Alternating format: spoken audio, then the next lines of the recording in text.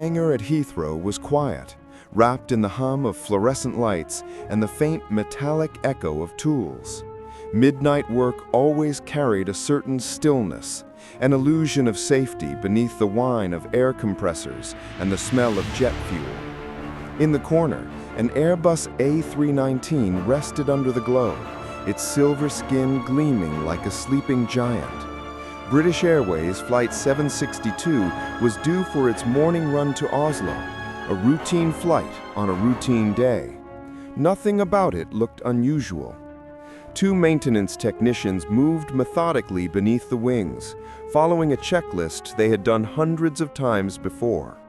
The air was cold, their breath fogging against the fuselage as they opened the fan cowl doors of both engines, those heavy panels that shield the heart of the jet. They were supposed to check the oil levels in the integrated drive generators, a task so ordinary it barely demanded thought.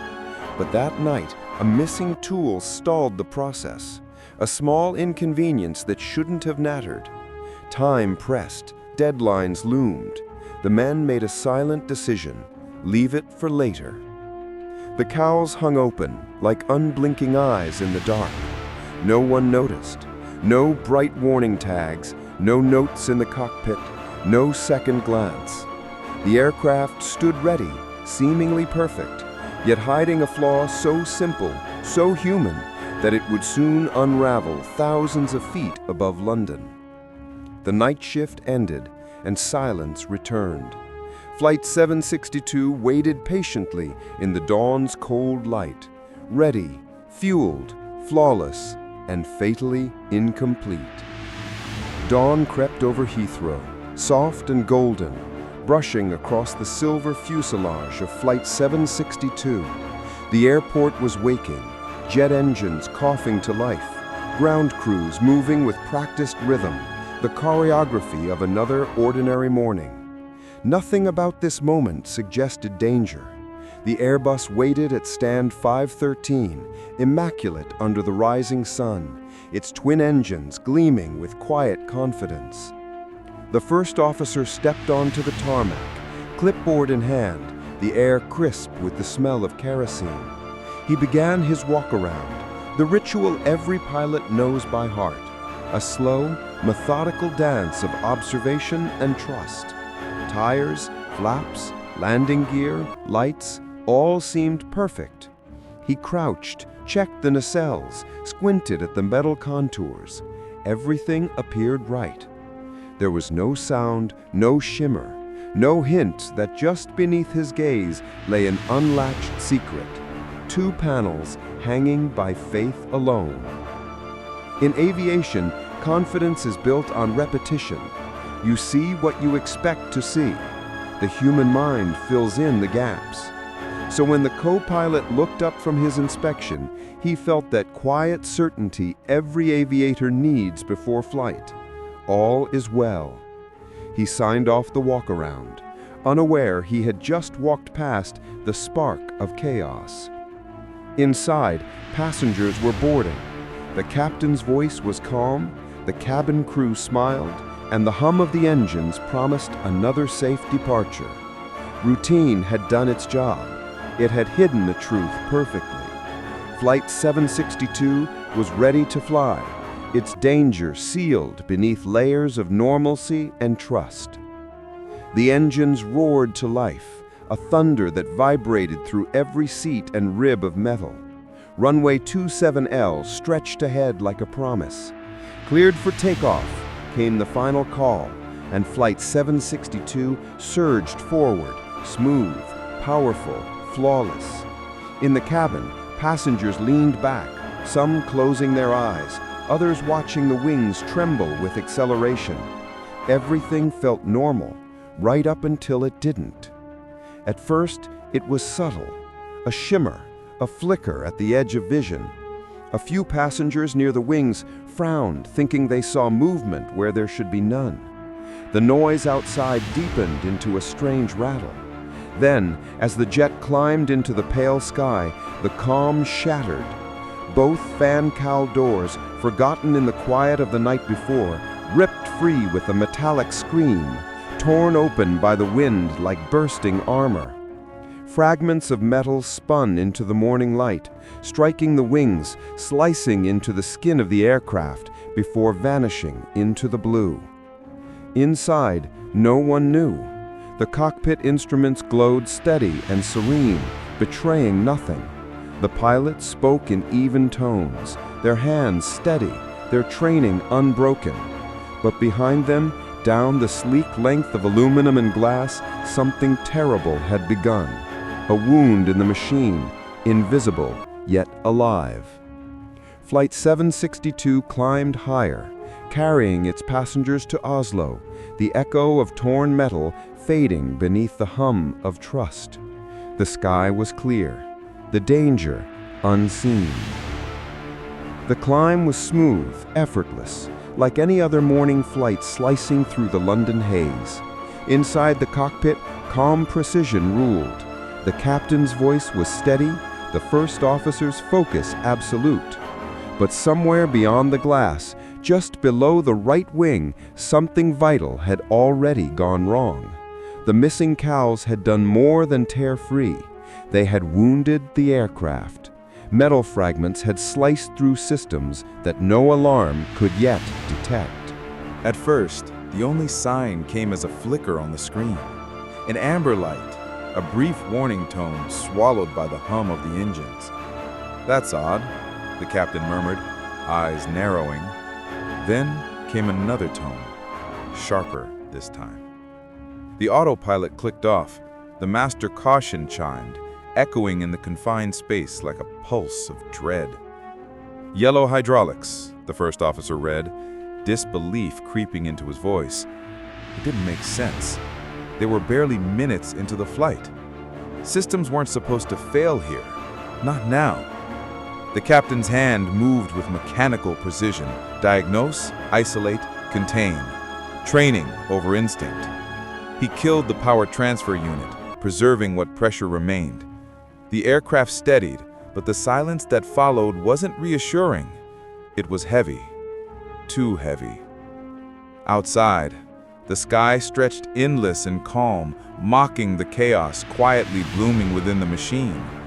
Inside, two men stared at their instruments, realizing something unseen was unraveling beneath them, and that the line between routine and catastrophe had just begun to blur. The warning lights faded as quickly as they had come, leaving behind a deceptive calm. For a few long minutes, the cockpit felt suspended in unreality, a bubble of soundless focus.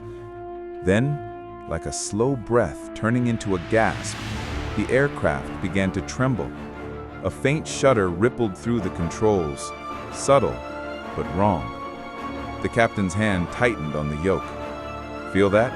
he asked quietly. The first officer nodded, his pulse quickening. Then came the smell, faint, metallic, burnt, a ghost of oil and heat. Systems blinked in confusion, data contradicting itself, as if the plane were trying to speak but had forgotten its language. Pressure readings dropped, one by one. Hydraulic fluid, the lifeblood of control, was bleeding out somewhere deep inside the wings. "Manual control," the captain said, and the words landed like lead. The aircraft was no longer a compliant machine. It was alive now, heavy and unpredictable. Every adjustment took muscle. Every correction felt late. Outside, clouds thickened like walls, and the sunlight turned cold. They didn't speak much. They didn't have to. Between them hung the unspoken truth. The problem wasn't going away. It was spreading, quietly, invisibly, and fast. And yet, through the growing tension, the captain's voice remained steady. "We keep her flying, no matter what." But in the quiet hum that followed, even the instruments seemed to hesitate, as if the aircraft itself was deciding whether it still wanted to obey. The nose dipped, barely a degree, but enough to send a ripple through every nerve in the cockpit. The captain steadied the yoke, muscles taut, eyes locked on the horizon that now quivered like a mirage. Airspeed was bleeding away faster than it should. The engine still roared, yet the numbers didn't make sense. It was as if the air itself had turned against them. "Check power," the first officer said, his voice low but sharp. His fingers danced across the throttle, seeking response, any sign of life. Nothing changed. The aircraft lumbered forward, slower, heavier. Beneath them, the clouds began to thin, revealing a world that seemed too close, too soon. The captain's thoughts narrowed to a tunnel. Altitude, speed, angle, terrain. Every second became an equation with only one variable left: survival. He could feel the plane fighting him now, sluggish and stubborn, a giant bird losing faith in its own wings. "Stay with me," he murmured, as if speaking to something sentient. His heartbeat synced with the mechanical groans echoing through the cabin walls. The silence from the engines was not total. It was worse. A strained whine, deep and wounded, filled the space where trust once lived. The ground radar chimed, a cold mechanical pulse, counting down their seconds. The captain didn't look away from the horizon. He already knew. They were running out of sky.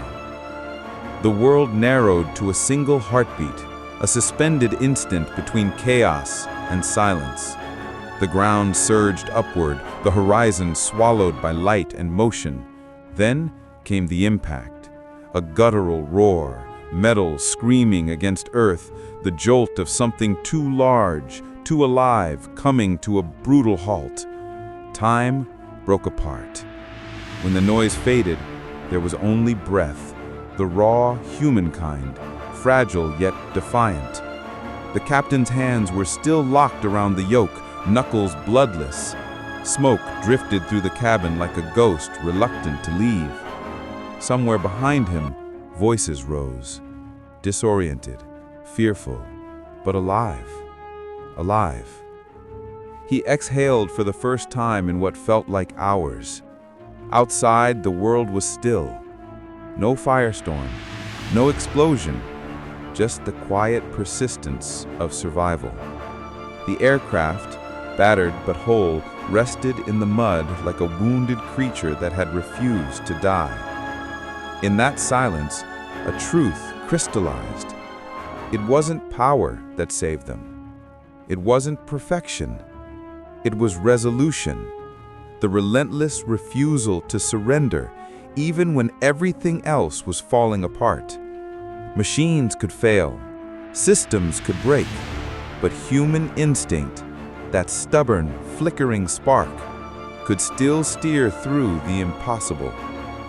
Later, when the wreckage was cleared and the headlines faded, the captain would remember that silence, not as an end, but as proof that even in the sky's cruelest moments,